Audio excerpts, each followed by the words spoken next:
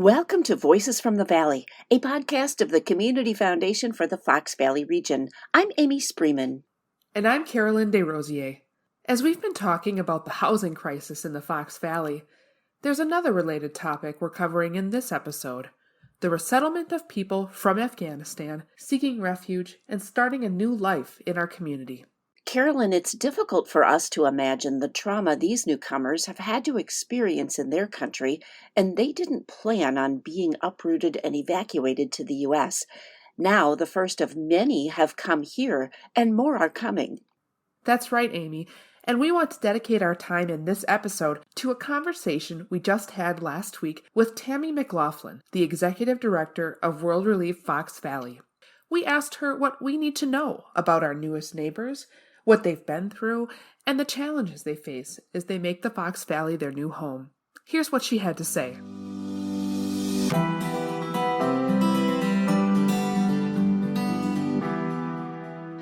Well, hello, Tami. Thanks for joining us.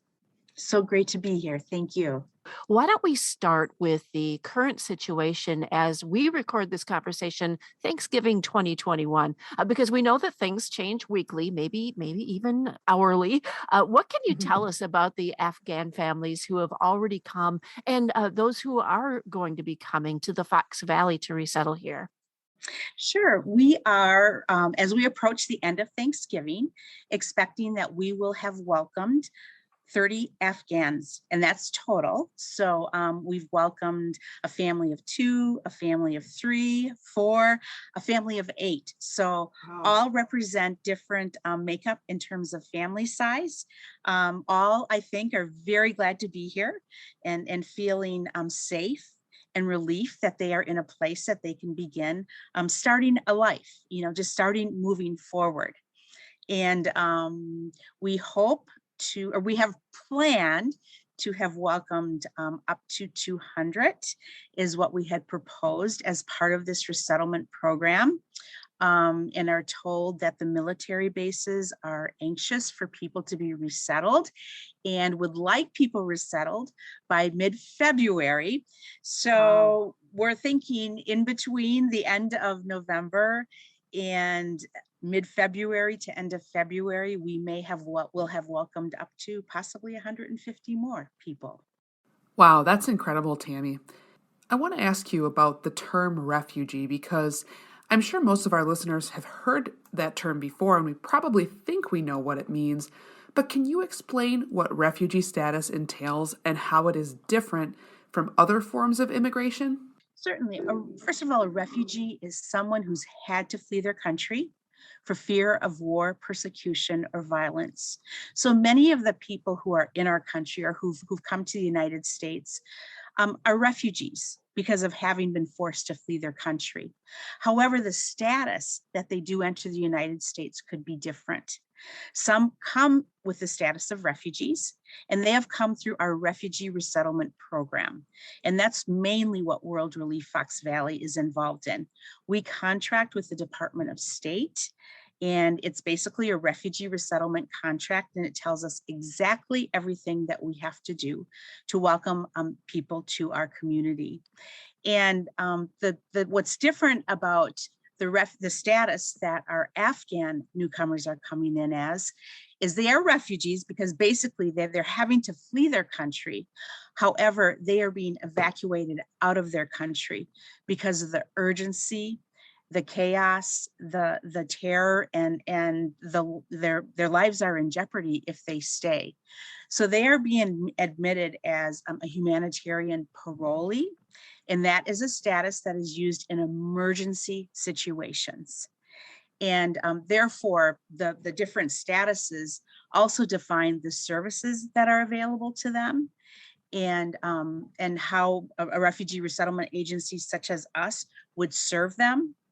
And what's happening though is the parolee status and the refugee status are beginning to look very, very similar from an agency point of view in terms of how we are serving them.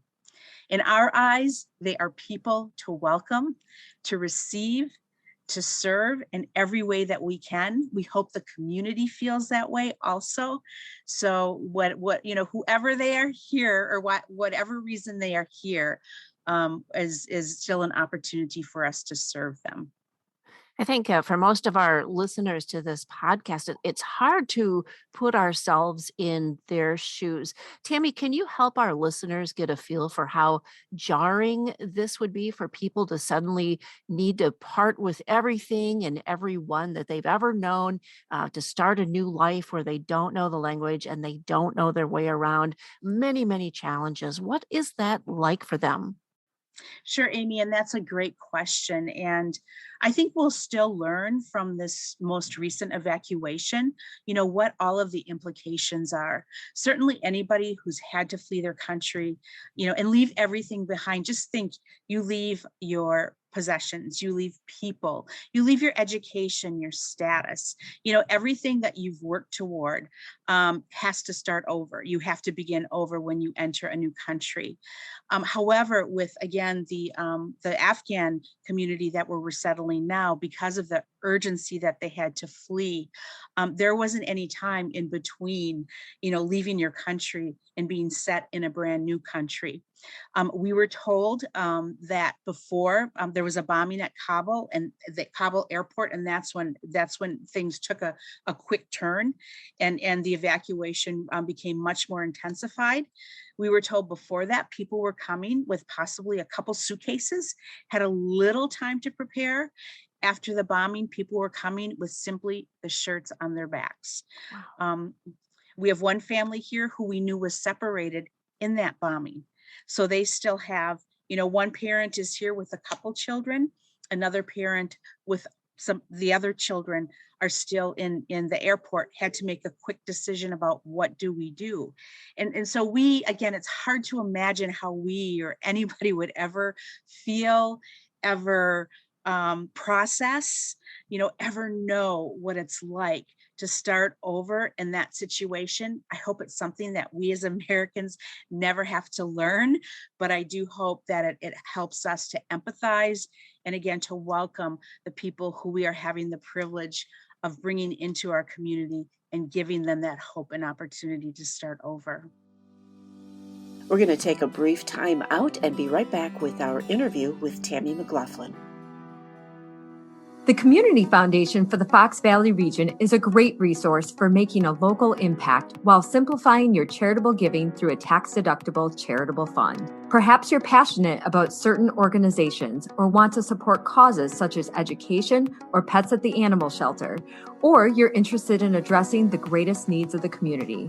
When you partner with us, we'll share our local knowledge so that you can make a difference today and always. Learn more at cffoxvalley.org.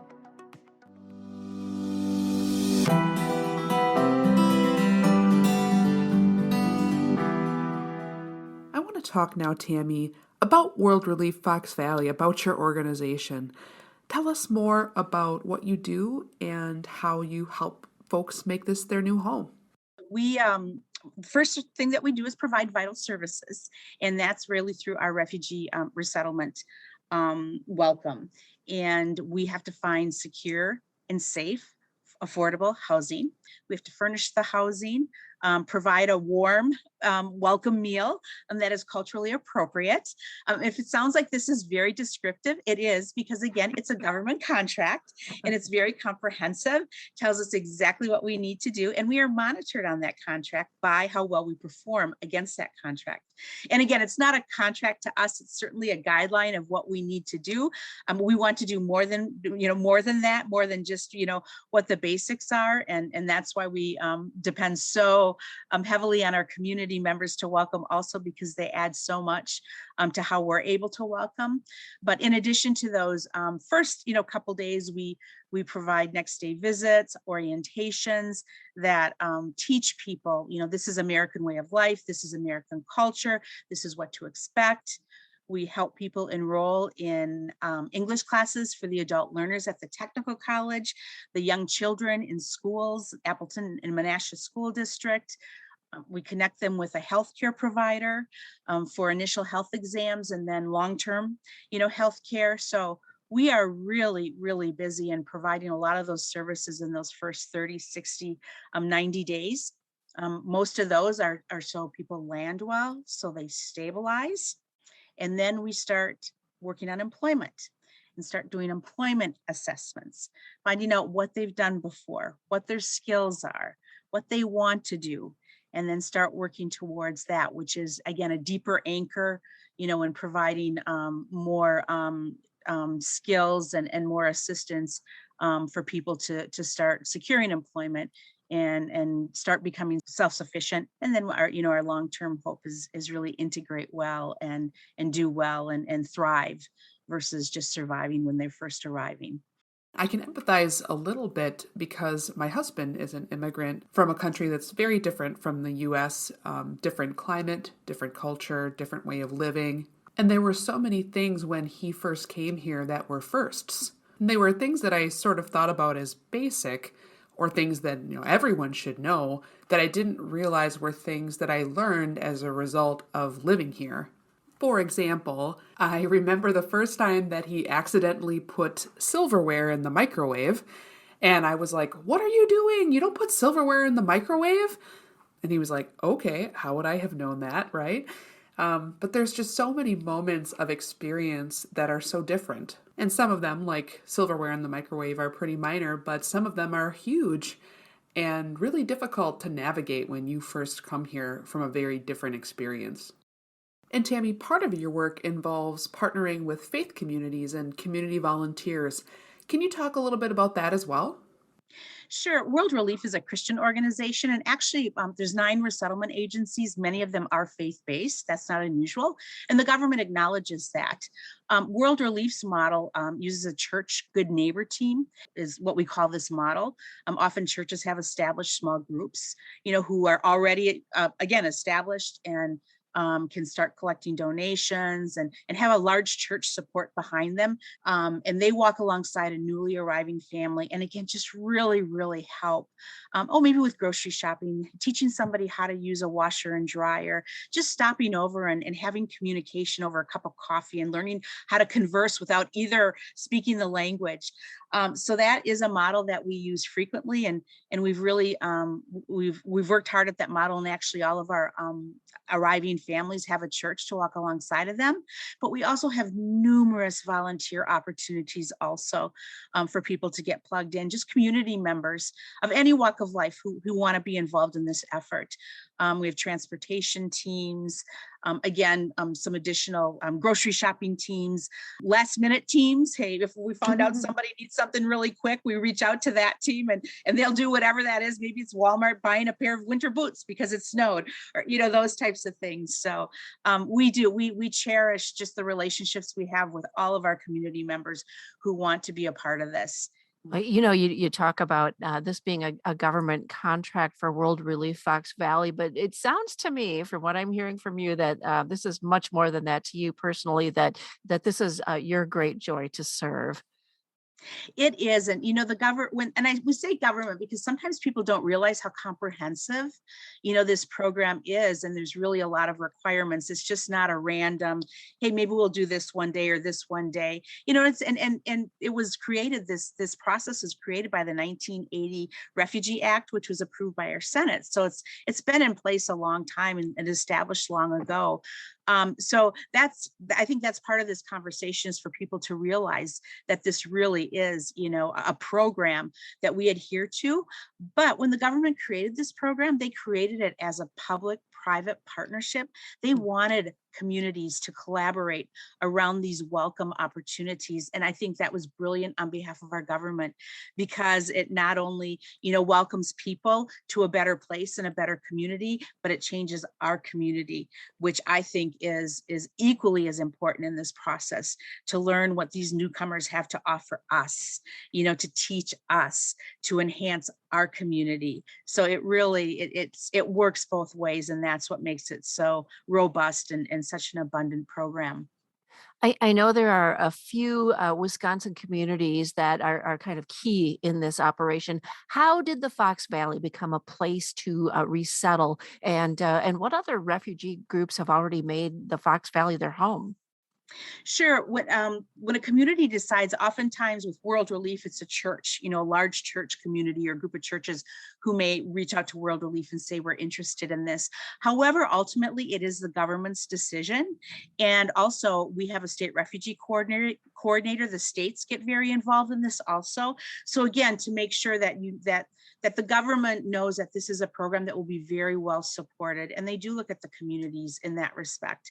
And we feel so privileged to be a part of the Fox Valley community. We feel that it was such a good choice and such a good decision to be here because of the support we get from local government, community foundation, United Way, schools, and all of that is considered in terms of deciding to open a resettlement agency there.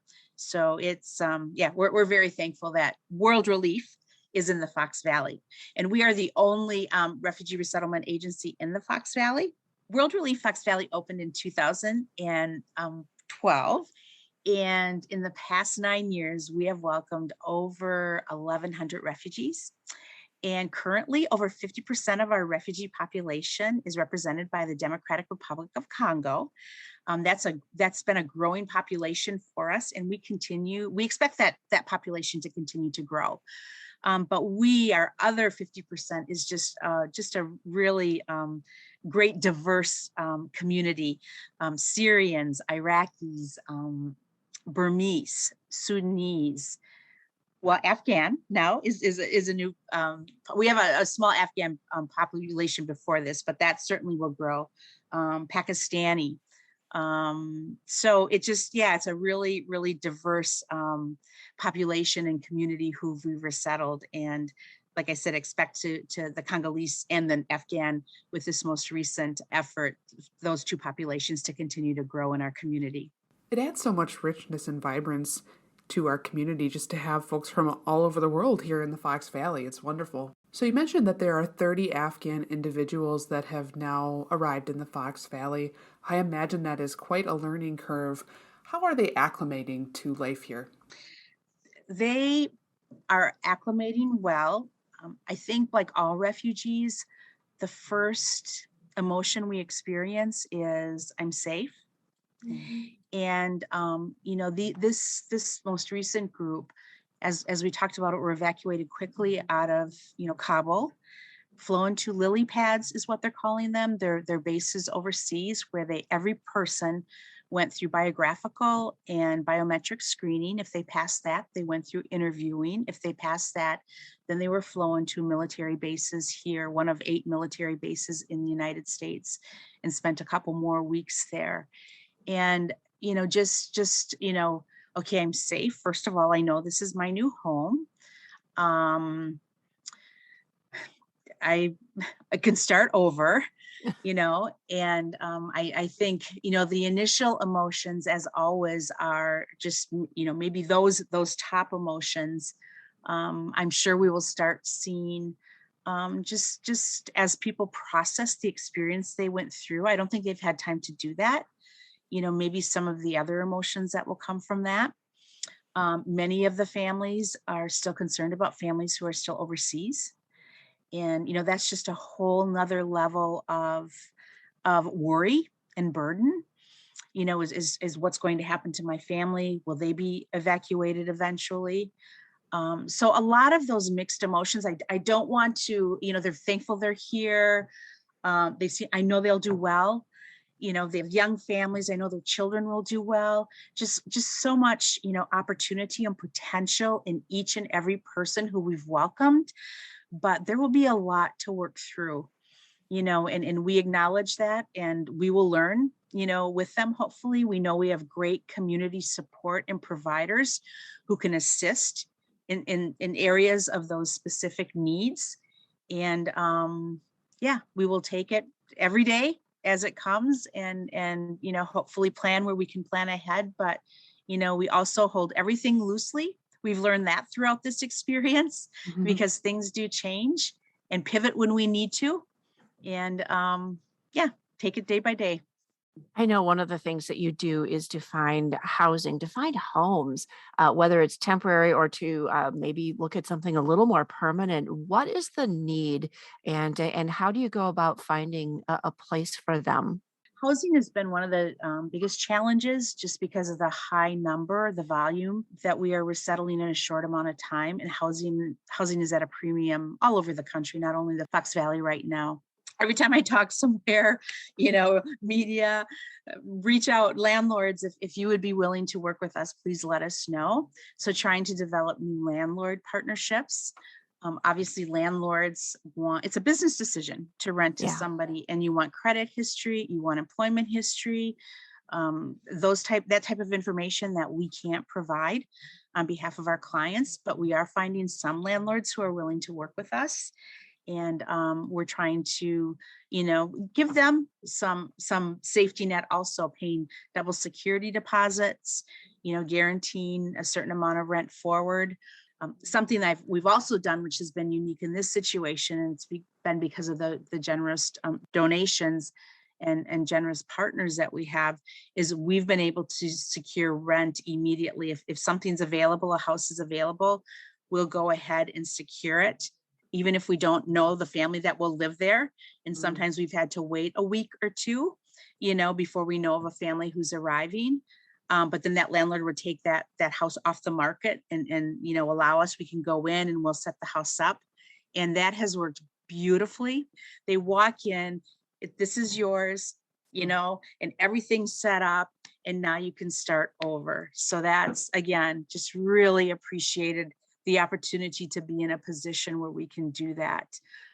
Because it means the world to them, and just, the ability to start now, to start over. Well, we'll be sure to include some information on World Relief and how to get in touch in our program notes. If you're listening and you're a landlord, or if you have any leads on supportive landlords, we would love to hear from you. This is such a learning for, I think, all of us, especially me. I just can't imagine the amount of collaboration with other organizations and all the funding that needs to happen to go into all this. Tell us about this effort in the community that needs to come together. All different sectors, and we just, again, just so thankful and appreciative of the partners we do have. World Relief has a quarterly meeting, and we've had it more frequently. It's of all of our partners who are involved in this effort get together, and we talk about, numbers and who's here, and does anybody have any challenges they want to talk about, just really keep people abreast and informed of what's going on. And so that's just a great venue for all of us to talk about refugee resettlement and how that's happening. And so again, many of our partners, the benefit providers, medical providers, school systems, in addition to many more on that call. So that's one segment, kind of our collaboration as the service providers. Then we also have our partners, and in terms of volunteers and churches, and have orientations for them. We talk about culture, we talk about history of Afghanistan, we talk about, why people are here, how you can serve them, what questions not to ask, those types of things, just really prepare them well for that serve. But again, such an important sector in terms of how we provide these services. Community Foundation and our community partners and our, who provide us with some of the financial means to allow us to buy groceries before their benefits kick in, because they are all on food share when they start. So, there's all those little needs that need to be covered also. So it's just a community collaborative effort, and everybody has a part and a piece of that. And I think, when everybody starts to see the benefits of it also, and I think like the Hmong, when we look at the Hmong culture and our Hmong community members and how they've contributed to the vibrancy of our community, professionals, leaders, government, restaurants, businesses, we have that to look forward to from every community that we welcome and we receive. And again, everybody who's a part of that initial beginning reception, is going to we're all going to share the benefits together of what this, what this resettlement and this welcome experience means to us. That's really beautiful, Tammy. Just how everyone is coming together and contributing in different ways. And I imagine it's a lot of magic behind the scenes at World Relief from your staff and volunteers to make it all come together. Let's talk just a little bit here as we wrap up our time together about how our listeners can get involved. What can they do to help create a welcoming experience for these families as they resettle to the community? Great question. Learn as much as you can about why people are here, the history of Afghanistan. One thing we talk a lot about, even as a staff, because we have so much to learn too. You never, first of all, you need to treat every person as an individual. We all need to do that. So we do use generalizations because sometimes that helps at least take some steps, and move forward. But again, everybody is an individual and every experience is different and everybody has their own experience and their own story. And I would encourage everybody to learn as much as they can. And our staff is involved with it on a daily basis, and we still have conversations. What could we have done better? What could we have learned differently? Because it's so important that we all maintain a posture of learning and receiving continually. So I would encourage that for every one of us in our community, in every situation. It's not just this, even if I have somebody who moved next door from Iowa, be friendly and learn about them and why are they here. So I think that's something that I wish we all would do. And then just, don't make judgments. Sometimes culture, we view things from our cultural perspective, and it's not right or wrong, but that's how we like to see things, as right or wrong, and sometimes place judgment on things. So I would say, try and open your perspective and broaden, your perspective also, and just not make judgments, but try and see the goodness in the differences of people, and that it's not always right or wrong or good or bad, but it's just different, and treat people like you would like to be treated. That's something I think we teach our kids, and we need to be reminded as adults sometimes also. So, yeah. Excellent reminder. Thank you so much, Tammy. And I know that you're going to have these learnings as more and more families come, and we'd like to hear more about that. And we'd love to have you back on a future episode of this podcast. Thank you so much. Just appreciate this opportunity. And again, all you do, you guys are wonderful. Oh, thank you. And, we're going to have all of the links to World Relief Fox Valley and many other links so that you can begin learning. And we'll have those on our program notes today for this episode.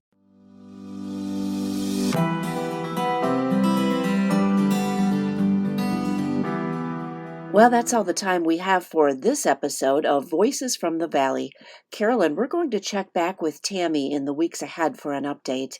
And this resettlement has got us to wondering about what we've learned from the past.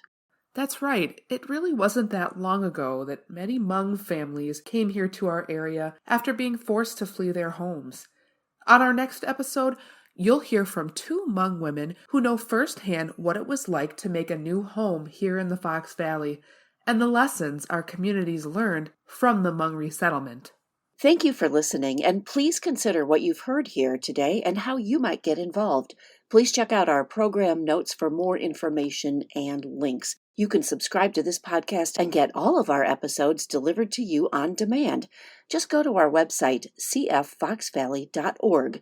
Look for the podcast link on our homepage, click on podcasts, and get Voices from the Valley delivered to your computer or smart device. We'll see you next time on Voices from the Valley, a podcast of the Community Foundation for the Fox Valley region.